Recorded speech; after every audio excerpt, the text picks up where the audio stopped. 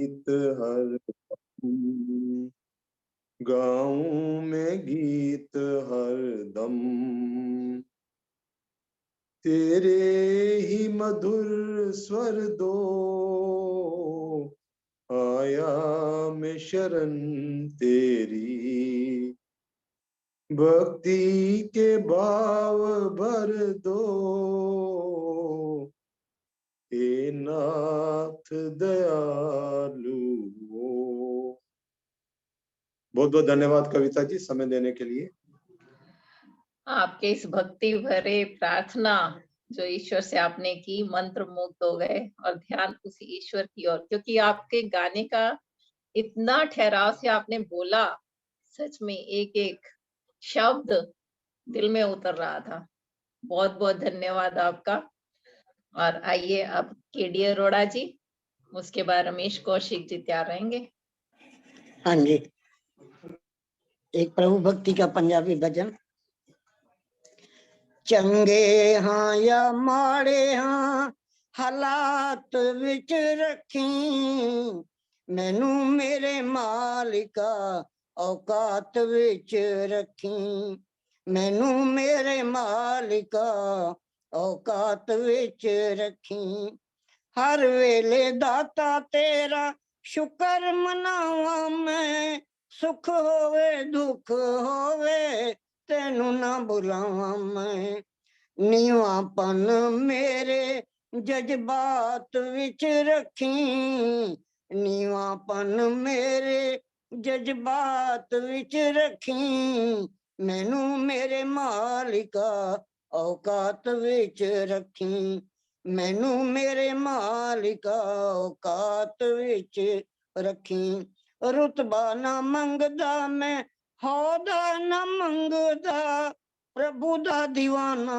तेरे सेवकां दे संग दा, मैनू सेवादारां दी जमात विच रखी, मैनू मेरे मालिका औकात विच रखी, मैनू सेवादारां दी जमात विच रखी, मैनू मेरे मालिका औकात विच रखी, चंगे हाँ या माड़े हाँ हालात विच रखी, मैनू मेरे मालिका औकात विच रखी, हक ते हलाल वाली रुखी सुखी खावा मैं, जदों कुछ पावा प्रभु होर झुक जावा मैं, सादापन मेरी गलबात विच रखी, हो सादापन मेरी गलबात विच रखी, मैनू मेरे मालिका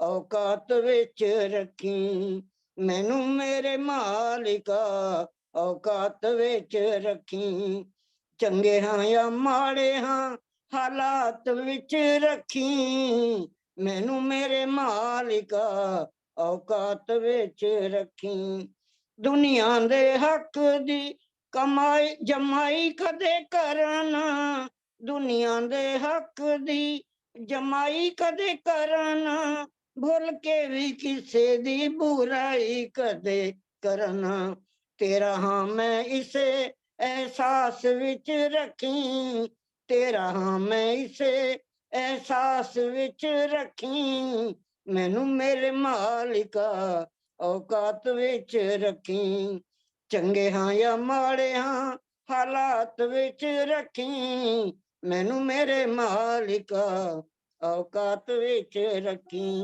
वो मैनू मेरे मालिका औकात विच रखी। धन्यवाद जी। बहुत सुंदर प्रार्थना, और ये पंजाबी में आपने बोला औकात विच रखी। देखिए, हम अपने जो हमें मिला है उसी में संतुष्ट रहें, चाहे सुख हो चाहे दुख हो, ईश्वर को हमेशा ही हम अपने साथ पाएं, और सच में हम समझेंगे कि जो हमारे कष्ट हैं वो भी दूर हो जाते हैं। और इसी तरह प्रार्थना, आपने बहुत सुंदर प्रार्थना की। आइए अब पंडित रमेश कौशिक जी। आवाज आई है ना पूरी? हाँ जी बिल्कुल, बहुत फर्स्ट क्लास। ये देख लो, संतोष दर्जी कह रही हैं। बहुत सुंदर। चलिए पंडित रमेश कौशिक जी। सहित करो ओम का जाप, पाओ परमानंद को, मिटे सकल संताप। पाओ परमानंद को, मिटे सकल संताप। ईश्वर अजब है तेरी माया, ईश्वर अजब है तेरी माया। विश्वपति निराकार निरंजन कण कण में है समाया। विश्वपति निराकार निरंजन कण कण में है समाया। ईश्वर अजब है तेरी माया, ईश्वर अजब है तेरी माया। नव पृथ्वी अग्नि जल वायु सूरज चांद बनाया। नव पृथ्वी अग्नि जल वायु सूरज चांद बनाया। यंत्र बिना बिना हाथ के तूने अद्भुत जगत रचाया। यंत्र बिना बिना हाथ के तूने अद्भुत जगत रचाया। ईश्वर अजब है तेरी माया, ईश्वर अजब है तेरी माया। विश्वपति निराकार निरंजन कण कण में है समाया। विश्वपति निराकार निरंजन कण कण में है समाया। ईश्वर अजब है तेरी माया, ईश्वर अजब है तेरी माया। पर्वत से एक पत्थर टूटा देखत मन हर्षाया। पर्वत से एक पत्थर टूटा देखत मन हर्षाया। पत्थर में बस कीट का भोजन पत्थर में पहुंचाया। पत्थर में बस कीट का भोजन पत्थर में पहुंचाया।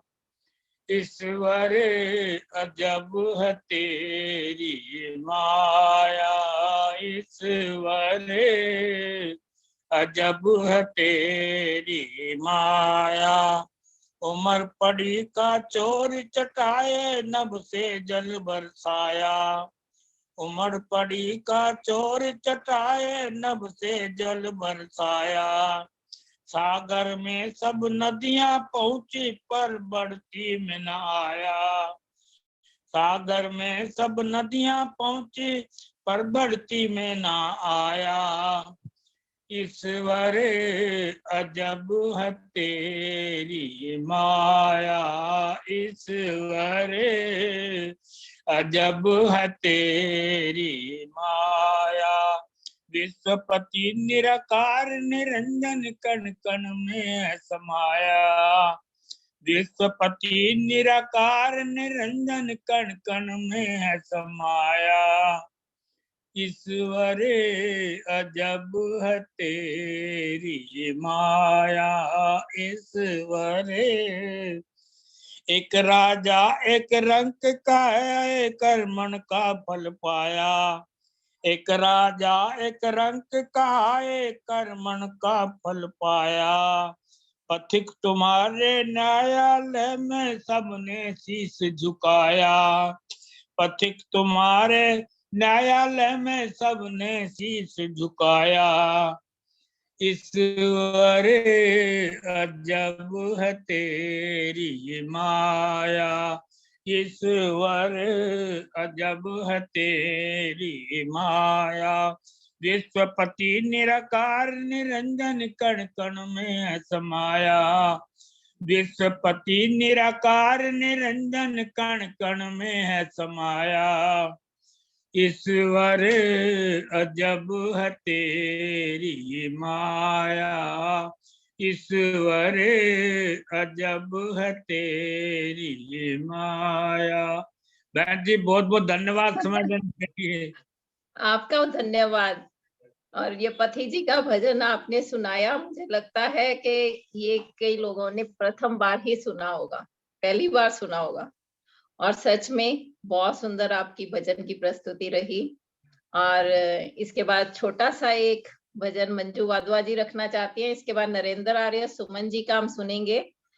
हमारी वक्ता अपर्णा शुक्ला जी से पहले नरेंद्र आर्य सुमन जी का होगा, तो मंजू वाधवा जी एक छोटा सा भजन रख रही हैं। स्वागत है आपका। ओम जी। ओम नाम जप किया करो, दुख न किसी को दिया करो, जो दुनिया का मालिक है, नाम उसी का लिया करो। वेद शास्त्र ने गाया, ऋषियों ने अपनाया, गुरु नानक ने त्याया, दयानंद ने गाया, श्री राम कृष्ण कर गए इसका, यही नाम जप लिया करो। ओम नाम जप किया करो, दुख न किसी को दिया करो। दुख आवे तो मत घबराना, सुख में उसको भूल न जाना। ज्ञान गंग में नहाया करो, निर्मल तन मन हिया करो। धन और माल के भरे खजाने, सारे यहीं धरे रह जाने। कोई किसी के साथ न जावे, गया वक्त फिर हाथ आवे। काम धर्म के किया करो, कुछ हाथों से भी दिया करो। उस दाता से सब कुछ पावे, फिर भी उसके गुण नहीं गावे। श्रद्धा से सुमरो हरदम, धन्यवाद उसी का किया करो। ओम नाम जप किया करो, दुख न किसी को दिया करो। जो दुनिया का मालिक है, नाम उसी का लिया कर। ओम जी। बहुत बहुत धन्यवाद। और आपने दिल की गहराइयों से ये ओम का सिमरन किया, ओम की महिमा का गुणगान किया। और मैं बता दूं, मंजू वाधवा जी रिटायर्ड प्रिंसिपल हैं और एक शहीद की माता जी हैं। और आज ये हमारे जो केशवपुरम आर्य समाज की सदस्य हैं, तो ये ऑनलाइन के माध्यम से सब जगह जुड़ने का प्रयास करती हैं। और आज की जो वक्ता है वो भी इनके माध्यम से, वैसे तो हमने सुना हुआ है कानपुर संध्या में अपर्णा जी को बहुत बार, और बहुत विदुषी हैं।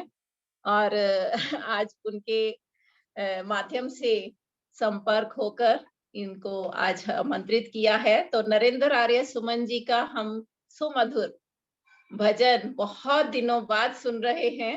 उसके सुनने के बाद हम अपर्णा जी का वक्तव्य सुनेंगे। जी धन्यवाद कविता। है।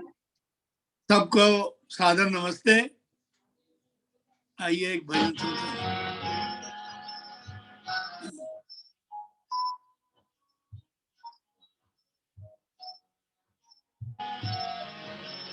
मात पिता गुरु प्रभु चरणों में प्रणवत बारंबार, हम पर किया बड़ा उपकार, हम पर किया बड़ा उपकार।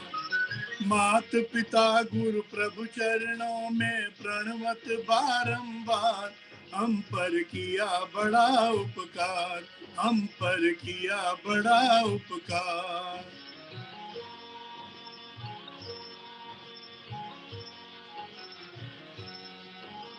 माता ने जो कष्ट उठाया, वह ऋण कभी ना जाए चुकाया। उंगली पकड़ के चलना सिखाया, ममता की दी शीतल छाया। जिनकी गोदी में ही पल कर हम कहलाते होशियार, हम पर किया बड़ा उपकार, हम पर किया बड़ा उपकार। मात पिता गुरु प्रभु चरणों में प्रणवत बारंबार, हम पर किया बड़ा उपकार, हम पर किया बड़ा उपकार।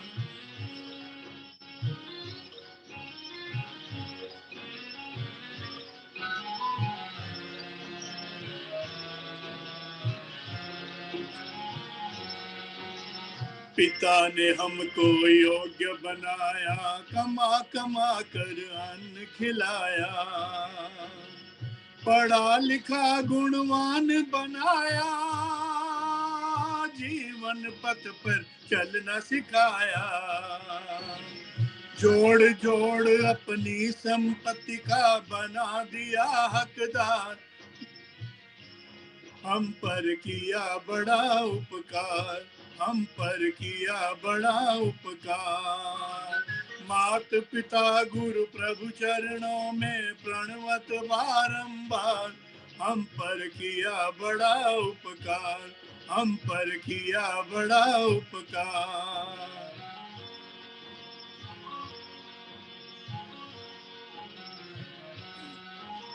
सत्य ज्ञान गुरु ने दर्शाया, अंधकार सब दूर भगाया, विजय भक्ति दीप जलाकर प्रभु दर्शन का मार्ग बताया। बिना स्वार्थ ही कृपा करे वो कितने बड़े हैं उद्धार, हम पर किया बड़ा उपकार, हम पर किया बड़ा उपकार। मात पिता गुरु प्रभु चरणों में प्रणवत बारंबार, हम पर किया बड़ा उपकार, हम पर किया बड़ा उपकार। धन्यवाद जी, धन्यवाद कविता जी। आपका धन्यवाद। इतना सुंदर आपने भजन प्रस्तुत किया, अभी लग रहा था कि अभी और हो। नहीं वो है उसके बाद फिर नहीं वैसे कह रही हूँ, लग रहा था कि अभी और हो, हम सुनते जाएं। बहुत जल्दी खत्म कर दिया। आपका भजन बहुत ही सुंदर, और सच में माता पिता और गुरु आचार्य हम सुनते ही हैं कि इनका हम पर बहुत एहसान है, उनका ऋण हम चुका नहीं सकते। और परमात्मा जी ने जो ये हमें अनमोल तन दिया है, उसका भी ऋण चुकाने के लिए हमें बहुत प्रयत्न करना पड़ेगा। और आइए, जैसे कि पिछली बार तो हमारा ये एक विषय था, पिछले मंगलवार शशि चोपड़ा जी ने बोला था हम पर कितने प्रकार के ऋण हैं। बहुत सुंदर व्याख्या उन्होंने शशि चोपड़ा जी ने की थी। तो आइए आज हम अग्नि मीडे पुरोहितम, हम अक्सर ये सुनते हैं और हमारे मंत्र में भी आता है, पर उसकी सुंदर व्याख्या क्या हो सकती है हम सुनेंगे अपर्णा जी के मुखावरिंद से। आइए, आपका स्वागत है अपर्णा जी।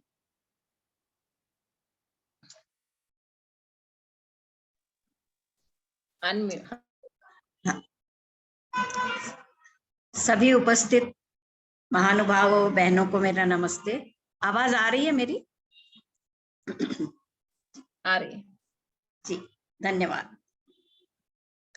इतने सुंदर सुंदर और मधुर भजन भक्ति रस से ओतप्रोत, तो जैसे गंगा ही बह रही थी भक्ति रस की, हम सब उसमें जो है भीग रहे थे, नहा रहे थे। आइए कुछ और डुबकी लगाते हैं वेद मंत्र के माध्यम से। जैसे आपको पता है कि वेद 4 हैं, ऋग्वेद, यजुर्वेद, सामवेद और अथर्ववेद। तो इसमें सबसे पहला वेद है ऋग्वेद, और ऋग्वेद के जो है पहले मंडल के पहले सूक्त का पहला मंत्र जो है, उस पर आज हम विचार करने जा रहे हैं। इस मंत्र का ऋषि है मधुच्छंदा, देवता है अग्नि, छंद है गायत्री और स्वर है षडज। गायत्री छंद से तो हम बहुत सुपरिचित हैं, क्योंकि जो है हमेशा जब कभी सारे मंत्रों का सिरमौर हम जिनको मानते हैं वो गायत्री मंत्र का भी छंद गायत्री होने से उसका नाम गायत्री मंत्र पड़ा। तो आज भी जो हम मंत्र पढ़ने जा रहे हैं उसका भी छंद जो है वो गायत्री ही है। इस गायत्री छंद के जो है 3 पाद होते हैं। गायत्री को त्रिपाद गायत्री कहा जाता है। तो हमारा जो गायत्री मंत्र है उसमें तत्सवितुर्वरेण्यम भर्गो देवस्य धीमहि धियो यो नः प्रचोदयात्, इस प्रकार के 3 पद हैं। आज का जो मंत्र है वो है ओम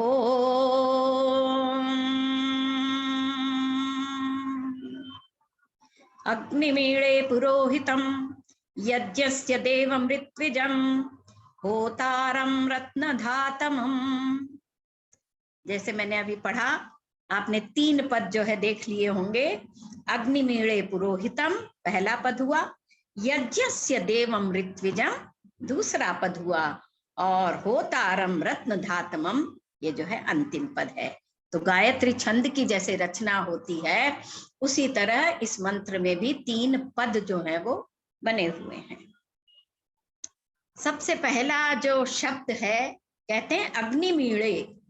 ये जो है 2 शब्दों से बनकर बना है। इसके जो दोनों शब्दों का संधि विच्छेद अगर हम करें तो हमको जो है अकेले अकेले शब्द जो है वो प्राप्त होंगे, और वो शब्द है अग्निम और ईळे। अग्निम मतलब अग्नि को, ईळे मतलब हम उसकी प्रशंसा करते हैं, हम उसकी स्तुति करते हैं, हम जो है उसको पूज्य मानते हैं, हम उसकी आराधना करते हैं। तो ये अग्नि है क्या, ये सबसे पहले हमको जानना है। सबसे पहले तो हम लोगों ने जो है 5 महाभूतों में भी अग्नि का नाम सुना हुआ है। तो सत्यार्थ प्रकाश के पहले समुल्लास में जो है स्वामी जी लिखते हैं तस्मादेतस्मादत्मन् आकाशः सम्भूतः आकाशाद् वायु वायोरग्निः अग्नेरापः अद्भ्यः पृथिवी पृथिव्या ओषधयः ओषधिभ्यो अन्नम् अन्नात् रेतः रेतसः पुरुषः स वा एष पुरुषो अन्न रसमय। ऐसे प्रमाणों में विराट, पुरुष, देव, आकाश, वायु, अग्नि, जल, भूमि, ये सब जो नाम आते हैं वो लौकिक पदार्थों के होते हैं, क्योंकि जहां जहां उत्पत्ति, स्थिति, प्रलय, अल्पज्य, जड़, दृश्य आदि विशेषण लिखे हों वहां वहां परमेश्वर का ग्रहण नहीं होता, वह उत्पत्ति आदि व्यवहारों से पृथक है। और उपरोक्त मंत्रों में उत्पत्ति आदि व्यवहार है। इसी से इन मंत्रों में विराट आदि नामों से परमात्मा का ग्रहण नहीं होता, बल्कि संसारी पदार्थों का ग्रहण होता है।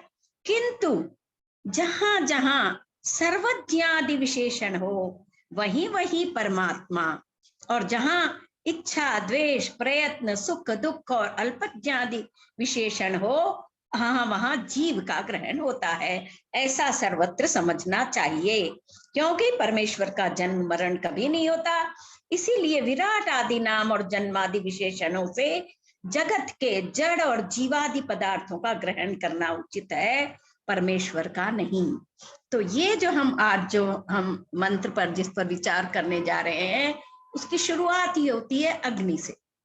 अग्नि नाम से हमको जो भौतिक अग्नि है, जो आग है, उसी का बोध होता है सबसे पहले, क्योंकि हमने बचपन से यही सुना पढ़ा रखा है। स्वामी जी कहते हैं कि अग्नि जो अभी मंत्रों में हम जो अर्थ ढूंढते हैं वो उसके धातु से, उसमें कैसे दूसरे उपसर्ग आदि के संपर्क में आके ये शब्द कैसे बना, तो हम उसके मूल में जाकर ढूंढते हैं। तो स्वामी जी कहते हैं अंचु गति पूजनयो, अग, अगी, इन गत्यर्थक धातु हैं, इनसे अग्नि सिद्ध होता है। तो जब हम इसके मूल में जाते हैं और हमको पता चलता है कि अग्रे नयतीति अग्नि, अगर हम ऐसे देखते हैं तो जैसे हर मंत्र का होता है उसी तरह ईश्वर के भी जितने नाम हैं उनको हम अलग अलग ढंग से देख सकते हैं, और हर मंत्र की जो हम व्याख्या कर सकते हैं वो हम जो है आधि दैविक, आध्यात्मिक और आधि भौतिक, ऐसे 3 अलग अलग जो है धाराएं, अलग अलग कोणों से हम जो है प्रत्येक मंत्र को देख सकते हैं। तो आज जो हमारे मंत्र का सबसे पहला जो शब्द है अग्नि, तो स्वामी जी उसका अर्थ करते हैं कि जो ज्ञान प्रकाशक। देखिए, अग्नि से जब हम भौतिक अग्नि के बारे में सोचते हैं तो हमको 3 चीजें मिला करती हैं। एक तो ये कि अग्नि प्रकाशमान है, इसीलिए हमें दिखाई देती है, जबकि पंच महाभूतों में से वायु और आकाश हमें दिखाई नहीं देते। आकाश मतलब ऊपर वाला आसमान नहीं होता है, आकाश मतलब स्पेस होता है। कोई भी 2 चीजों के बीच में जो अंतर है वो जिसने धारण किया हुआ है वो पंच महाभूतों में से आकाश। तो आकाश और वायु जो है वो दिखाई नहीं देते सूक्ष्म होने से, उनसे कुछ ज्यादा जड़ होने से अग्नि जो है वो हमें दिखाई देती है। तो दिखाई देने के कारण वो हमें प्रकाशमान दिखाई देती है। और जब हम अग्नि के निकट जाते हैं तो हमें ऊष्मा भी महसूस होती है ना, गर्मी महसूस होती है। तो अग्नि से, भौतिक अग्नि से जो है हम क्या करते हैं, प्रकाश करना है तो भी अग्नि की सहायता लेते हैं। और अगर हमको गर्माहट चाहिए, गर्मी आजकल तो जो है ठंड के दिन चल रहे हैं, ज्यादा ठंड होते सब लोग अलाव जला लेते हैं, है ना, ठंड में जो है अग्नि को ही तापते हैं। ये 2 चीजें तो हमें दिखाई देती हैं। और तीसरी चीज हमें पता है कि हर वस्तु के अंदर जो है वो अग्नि छिपी हुई है, इसको जो है विज्ञान की भाषा में उसको लेटेंट हीट कहते हैं। जो छिपी हुई जो गर्मी है वो भी जो है अग्नि में है। तो एक तो दिखाई देने वाला प्रकाशमान, और दूसरा जो है गुण है अग्नि का कि जो गर्माहट देता है, और तीसरा अग्नि का है कि वो सभी पदार्थों में व्याप्त है। अब इसको अगर हम ईश्वर पर घटा कर देखें तो ईश्वर भी प्रकाशमान है। सबसे पहला जो वेदों का प्रकाश जिन्होंने किया, ज्ञान का प्रकाश, और स्वामी दयानंद जी जो है जहां जहां भी प्रकाश का नाम आता है वो प्रकाश को ज्ञान से जोड़ते हैं और अंधकार को अज्ञान से जोड़ते हैं। तो इसलिए अग्नि स्वरूप जब हम कहते हैं ईश्वर को, तो हम उसके ज्ञान स्वरूप जो उनका गुण है उस पर हम ध्यान देते हैं।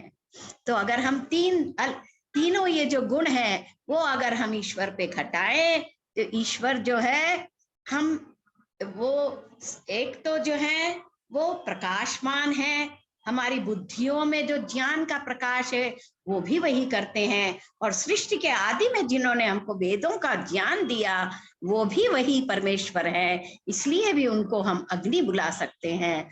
और सर्वव्यापक तो वो हैं ही। हम जो है ईश्वर का जो भी रूप जानते हैं, अपने जो है आर्य समाज के दूसरे नियम में जब हम पढ़ते हैं तो उसमें भी सर्वव्यापक जानते हैं।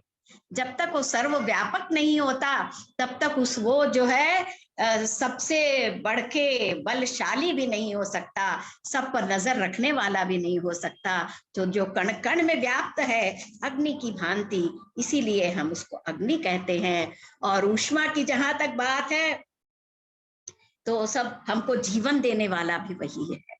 जो सृष्टि का पूरा जो है पैदा भी उसी ने किया है, संचालक भी वही है।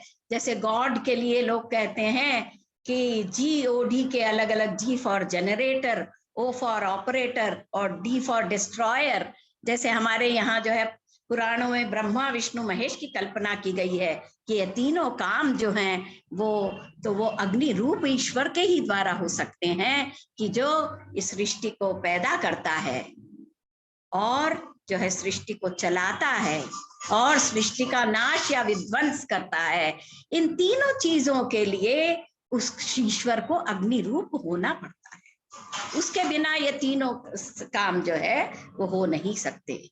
तो आइए उस जगदीश्वर की हम जो है क्या करते हैं, अग्निम ईड़े। तो अग्नि का अर्थ जो है एक जो है आदि दैविक दृष्टि से देखें तो जो है उस देवों का देव महादेव जो ईश्वर है जगदीश्वर को हम अग्नि नाम से पुकारेंगे। और उस दूसरी ओर जो आत्मा जो है वो भले ही अल्पज्ञ है, लेकिन अल्प ज्ञ में भी ज्ञान रूप है। हमारे पास थोड़ा सा ही ज्ञान है, लेकिन हम भी ज्ञान रूप हैं। जगदीश्वर जो है वो सारे ज्ञान के भंडार हैं, लेकिन हमारे पास भी उन्होंने जो हमको साधन दिए हुए हैं, शरीर का, मन का, बुद्धि का, तो उस आत्मा में भी जो है वो भी जो है थोड़ा थोड़ा क्यों नहीं होता, उसमें भी ज्ञान है। उस ज्ञान को हम बढ़ा सकते हैं, और इसीलिए तो हम सत्संगों में आते हैं कि हमारे पास जो थोड़ा सा ज्ञान है उसको हम थोड़ा सा और विस्तार दें। हमारी जितनी कैपेसिटी है, हमारे पास जितनी बुद्धि है, उसमें हम पूरा पूरा भरते ज्ञान। ये हमारी जो है वो सत्संग में आने का हमारा उद्देश्य रहता है। और भौतिक अग्नि के बिना तो सारे, देखिए औरतों की तो शुरुआत ही होती है, सुबह सुबह उठेंगी तो जो है चौका चूल्हा बिना अग्नि के हो नहीं सकता। सबसे पहले दूध गर्म करे, पानी गर्म करे, कुछ ना कुछ सुबह जो है, तो सबसे पहले हम लोग अग्नि की ही आराधना करते हैं। तो इसलिए आगे का शब्द कहता है अग्निम ईड़े। ईड़े मतलब हम उसकी स्तुति करते हैं, हम उसकी प्रार्थना करते हैं, हम उसकी आराधना करते हैं, हम उसकी पूजा करते हैं। पूजा का मतलब ये नहीं है कि हम आरती लेके उसको उसकी आरती उतार रहे हैं या किसी चीज की। स्वामी जी कहते हैं कि जिससे यथा योग्य उससे काम लेना ही जो है उसकी पूजा है ना। अगर जो है मुझे कार से कहीं जाना है, तो कार की पूजा होगी कि हम कार को अच्छी तरह से चलाते हुए अपना उद्देश्य जो है, हमारी मंजिल जो है वो प्राप्त करें, अच्छे से हम उसको सड़क पे चलाएं। अगर हम कार को गैरेज में बिठा के उसकी आरती उतारते रहे, तो हमारा कार में जो पैसा डालना है वो पूरा व्यर्थ हो जाएगा। इसी तरह हर चीज की बात है। तो हम किसी माता पिता का भी अभी कितना सुंदर भजन उन्होंने कहा। तो माता पिता की पूजा मतलब भी ये नहीं है कि हम जो है उनको सवेरे उठ के उनकी आरती उतारें और दिन भर उनसे गलत व्यवहार करें, है ना। हमारे यहाँ तो पितृयज्ञ जो है कितना पवित्र माना गया है कि उसके माता पिता को हम इतने ऊंचे दर्जा देते हैं कि उनसे अच्छा व्यवहार करें। उनके अभी आजकल मूर्ति पूजा का सबसे बड़ा मुझे जो दुर्गुण दिखाई देता है, जो हमारे पूरे समाज में, देश में फैला हुआ है, कि हम जो है किसी भी अच्छी चीज को उसकी एक मूर्ति बना के उसको एक कोने में रख देते हैं कि भैया तुम्हारी हमारी जिंदगी में कोई जरूरत नहीं है, आप जो है कोने में बैठो, हम रोज आपके आकर आपको हल्दी कुमकुम और प्रदान करेंगे, आपके सामने मिठाइयां रखेंगे और बाद में खुद खा जाएंगे। तो ये जो है ये पूजा नहीं है। तो बड़े बड़े महापुरुषों का भी हमने यही किया है कि हम जो है जयकार लगाते हैं राम की, कृष्ण की और दो अन्य महापुरुषों की, लेकिन उनके बताए रास्ते पे कोई नहीं चलना चाहता। वो कहते हैं ना कि भाई सुभाष चंद्र बोस तो पैदा हो, लेकिन पड़ोसी के घर में पैदा हो, मेरे लिए नहीं, मैं तो सिर्फ जयकारा करूंगी उसका, और उनके रास्ते पर हमको नहीं चलना है। तो ये नहीं है। तो वैदिक धर्म में और पौराणिकों में ये बहुत बड़ा फर्क है कि वो चित्र की पूजा करते हैं, जैसे रामदेव जी कहते हैं हम लोग चरित्र की पूजा करते हैं। और वो जो है दूर दूर से किसी महापुरुष का सिर्फ नाम लेने से ही वो सोचते हैं कि हम तर जाएंगे अपने देवी देवताओं से, जबकि हम जो है मानते हैं कि उन्होंने जो राह बताई है, उन्होंने जो हमको सिद्धांत बताए हैं, उस पर जब तक हम नहीं चलेंगे तब तक उनकी सच्ची पूजा वो नहीं होगी। तो ईड़म शब्द से हम जो है इतनी सब चीजें समझ सकते हैं। तो अग्निमीड़े पुरोहितम, पुरोहित, पुर मतलब शुरू में, पहला। तो सबसे पहले सृष्टि के पहले भी कौन विद्यमान था? हिरण्यगर्भ समवर्तत अग्रे, वहां भी कहा है आगे, सबसे पहले आगे विद्यमान था। यहाँ कहते हैं पुरो मतलब वहां भी सबसे आगे विद्यमान होने वाला तो वही ईश्वर है। तो ये जो अग्नि रूप हम आपकी जो ईड़े कर रहे हैं, हे ईश्वर, तो आप इसलिए कर रहे हैं कि आप जो हैं सृष्टि के जो मूल कारण हैं, जो परमाणु आदि को भी आप ही धारण करने वाले हैं। आप जब तक प्रलय के बाद सृष्टि का संचार नहीं करते, उन जो है मूल कणों में जब तक आप जीवन नहीं डालते, उसमें गति नहीं प्रदान करते, तब तक वो एक दूसरे से मिलकर इस सृष्टि का जो है निर्माण नहीं कर सकते। तो पुरोहितम। और फिर मैं कहती हूँ कि हमारे जब हमको घर घर में जब कोई भी हवन पूजा करानी रहती है तो हम पुरोहित को बुलाते हैं। तो ये जो शब्द है पुरोहितम, पुरो मतलब आगे ले जाने वाला और हितम मतलब हितकारक। तो जो पुरोहित के नाम से आपके घर में आए, भले ही पौराणिक हो, आर्य समाजी हो और कोई धर्मी हो, आप देखिए कि वो हमको आगे ले जाने वाली बात कर रहा है या हमको पीछे 12वीं शताब्दी में ढकेल रहा है।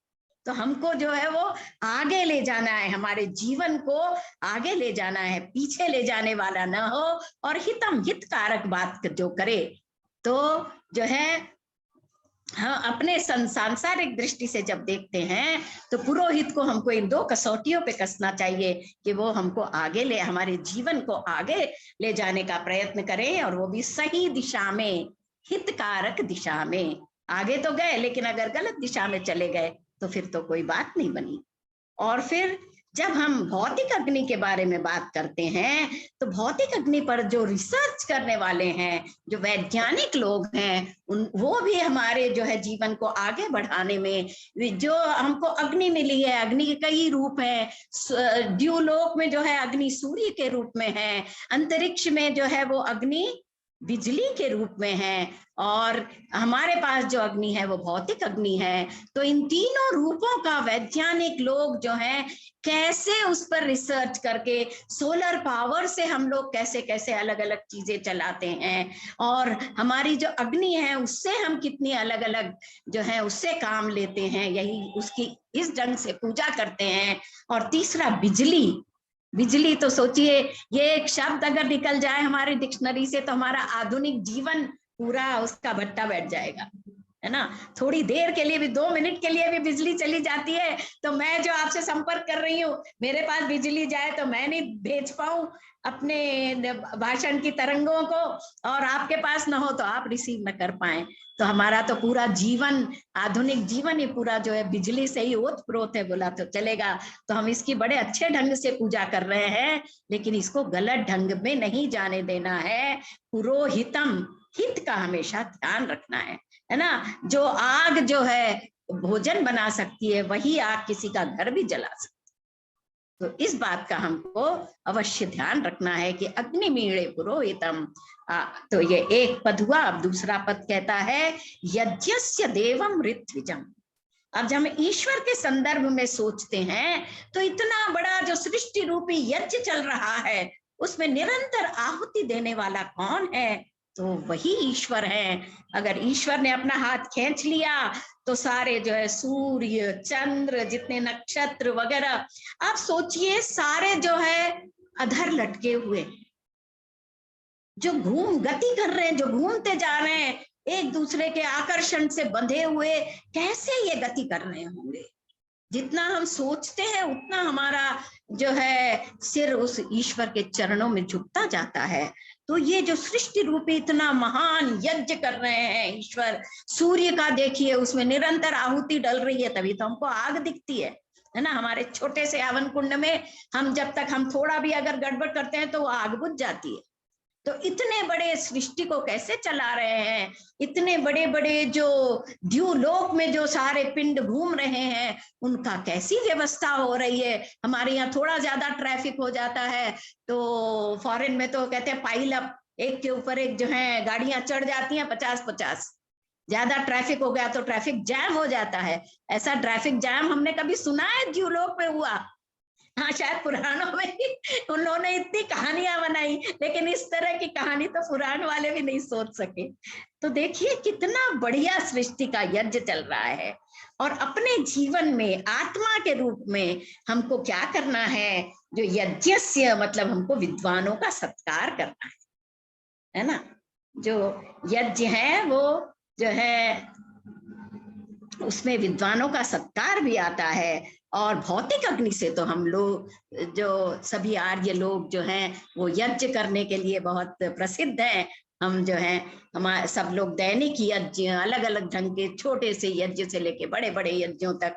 अभी ये तो मतलब मुझे लगता है कि मौसम है जब सभी आर्य समाजों के वार्षिकोत्सव होते हैं, बड़े बड़े जो है कहीं चतुर्वेद पारायण यज्ञ हो रहा है, कहीं यजुर्वेद पारायण यज्ञ हो रहा है। तो अलग अलग जब वृष्टि नहीं होती तो हम लोग जो है वृष्टि के लिए भी यज्ञ करते हैं। वर्षेष्ठ यज्ञ आदि का भी हम ये करते हैं।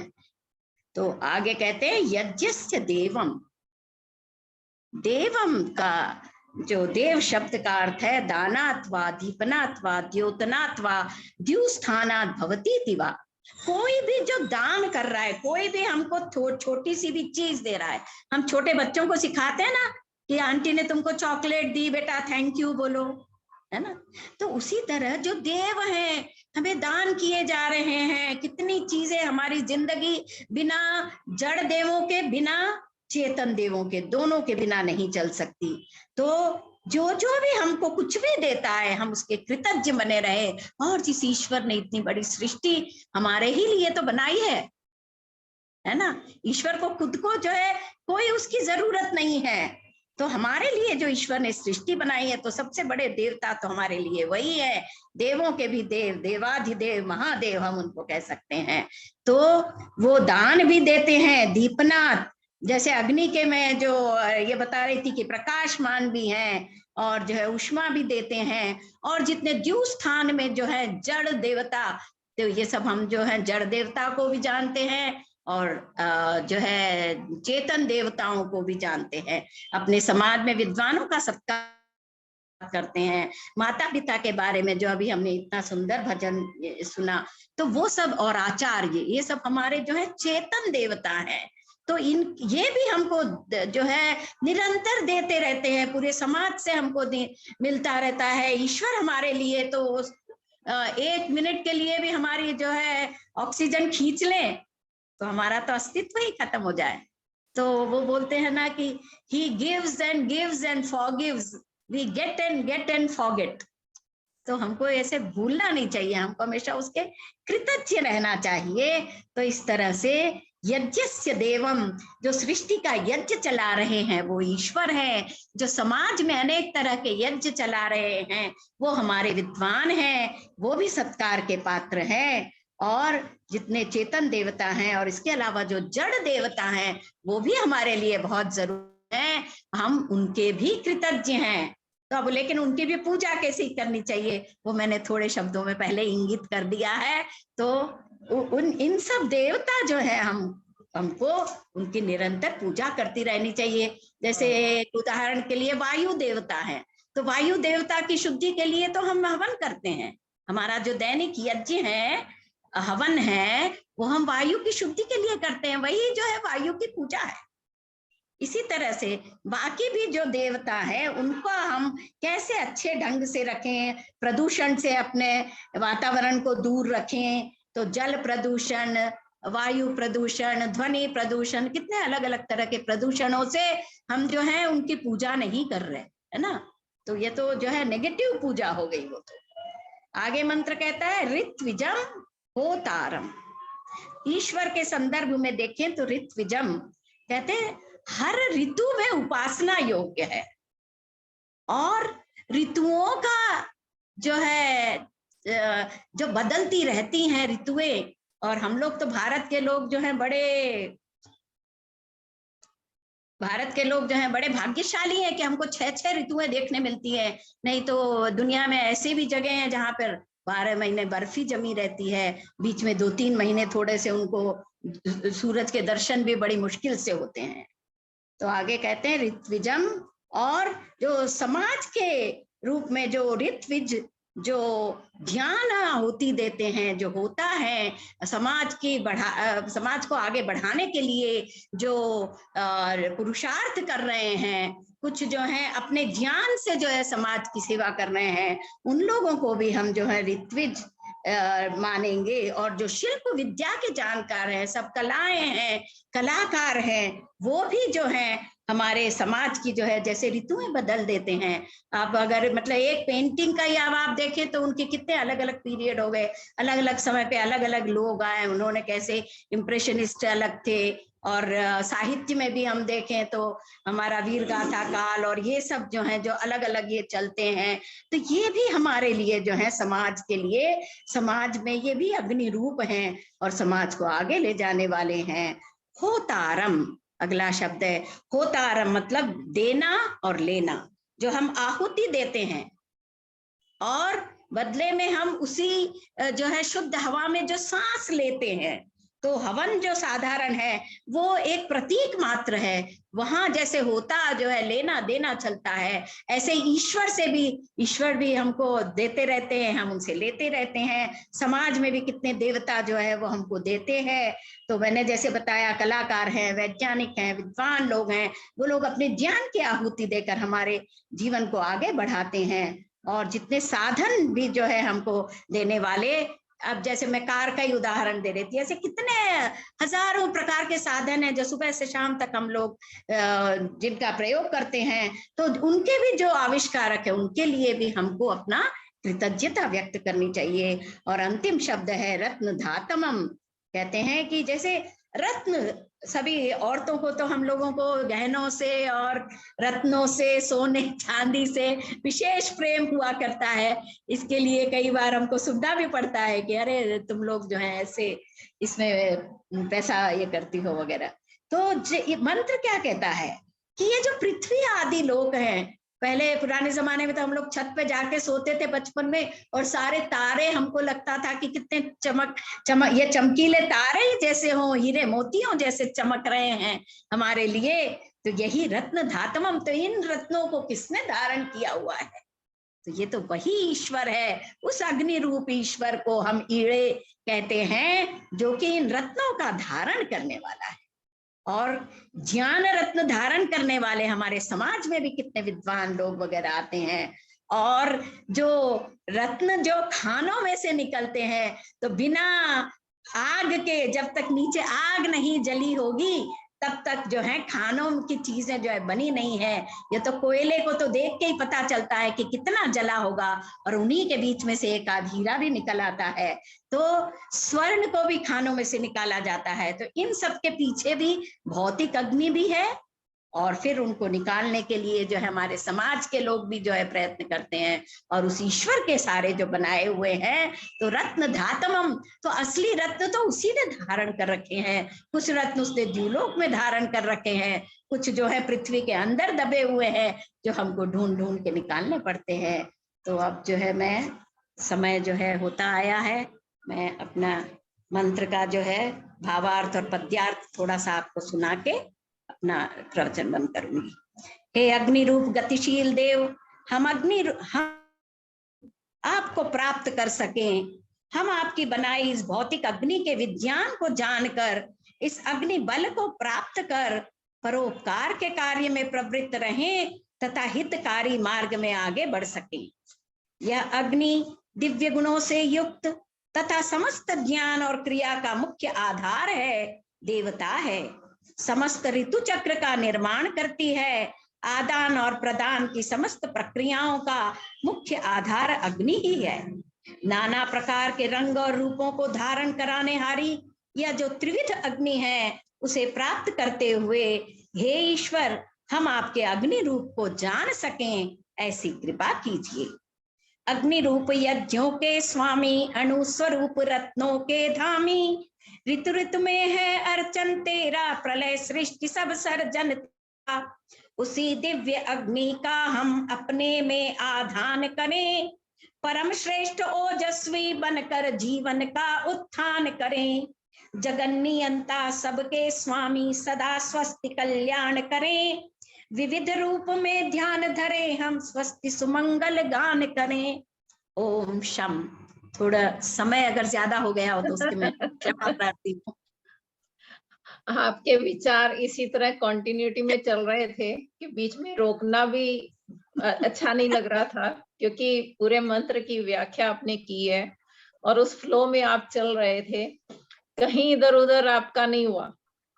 और उन्हीं मंत्र के जो शब्दों के आपने अर्थ भी बताए, फिर भावार्थ भी बताया, काव्य रूप भी दिखाया, तो उसके लिए आपका हृदय से धन्यवाद करती हूँ।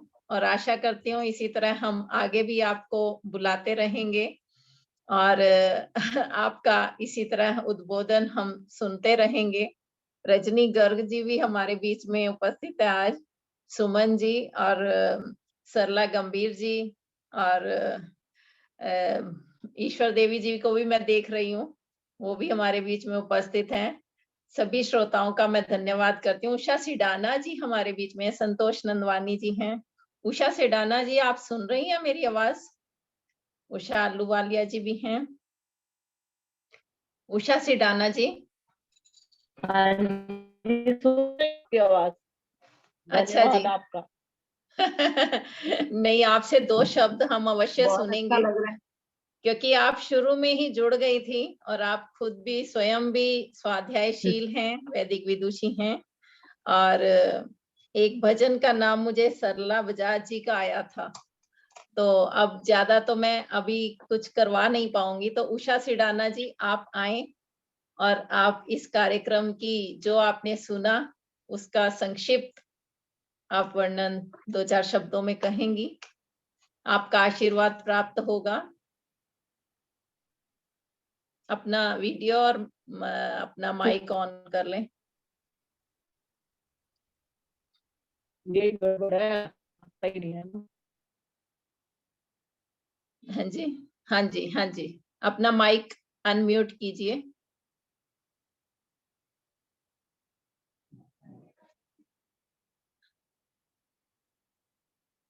आपकी आवाज नहीं आ रही, थोड़ा नेटवर्क स्लो है।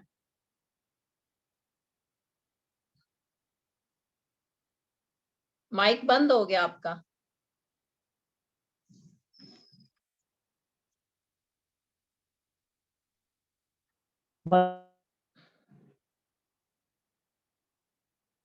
आपकी आवाज नहीं आ रही, शायद नेटवर्क थोड़ा स्लो है। तो चलिए, कोई बात नहीं। आज हमारा शांति पाठ जो है वो संतोष नंदवानी जी कराएंगी। उससे पहले सरला बजाज जी, आप जो अपना भजन प्रस्तुत करना चाहती हैं, 2 अंतरे बस, छोटा सा। ज्यादा लंबा नहीं, और जिनके भी रह गए हों भजन उनसे मैं क्षमा प्रार्थी हूँ, और अगली बार में उनका अवश्य सुनेंगे। और संतोष नंदवानी जी सभी का धन्यवाद करते हुए शांति पाठ वो करवाएंगी। बोलिए। ओम नमस्कार भगवान तुम्हें भक्तों का बारंबार हो, श्रद्धा रूपी भेंट हमारी मंगल में स्वीकार हो। नमस्कार भगवान तुम्हें, तुम कन कन में रमे हुए हो, तुझ में जगत समाया है। तिनका हो चाहे पर्वत हो, सभी तुम्हारी माया है। तुम दुनिया के हर प्राणी के जीवन के आधार हो, श्रद्धा रूपी भेंट हमारी मंगल में स्वीकार हो। सबके सच्चे पिता तुम्ही हो, तुम्ही जगत की माता हो, भाई बंधु सखा सहायक तुम ही रक्षक दाता।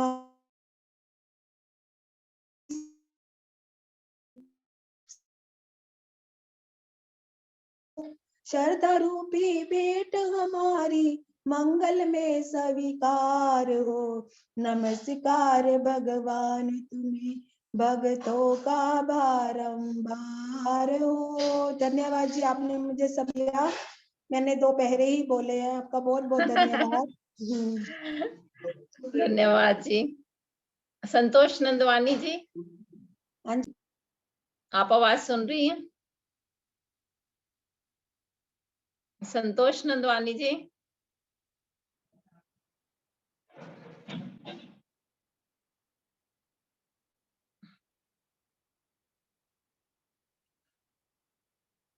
चलिए, शशि मल्होत्रा जी हैं। हाँ, संतोष नंदवानी जी अपना वीडियो भी ऑन करें।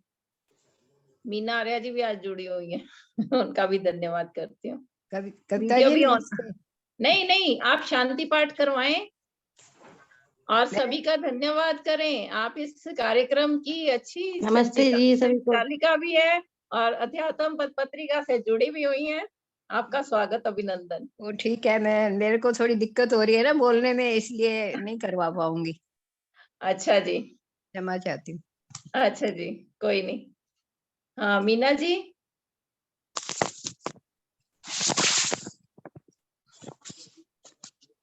चलिए, कोई भी शांति पाठ करवाना चाहता है तो अपना माइक अनम्यूट करें।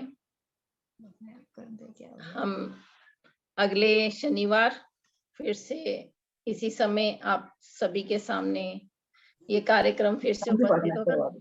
हाँ जी अपना खोलो वीडियो। बोलो।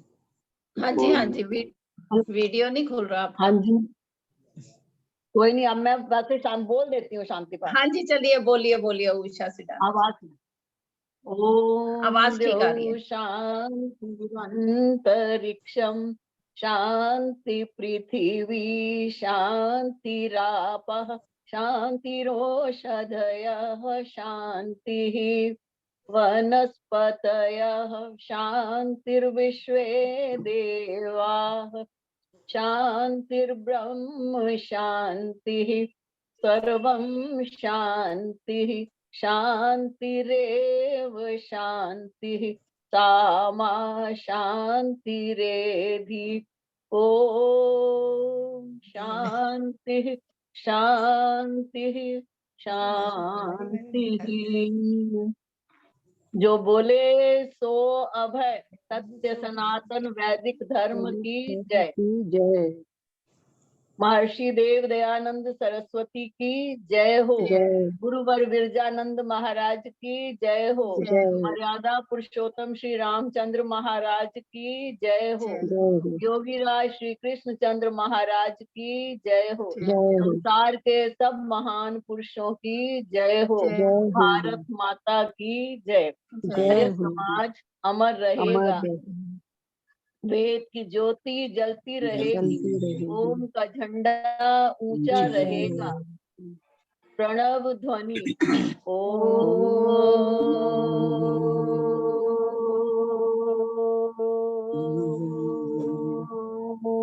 सभी को सादर नमस्ते।